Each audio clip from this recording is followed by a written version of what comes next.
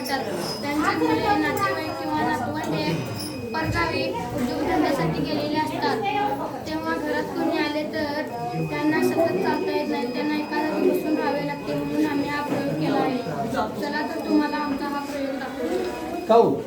घरात कोणी आले तर असा माणूस उभा राहिल्यानंतर आपोआप दार उघडते.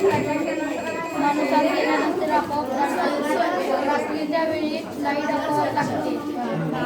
अंधार असताना आपोआप लाईट लागते. उजेड असताना आपोआप लाईट लागते.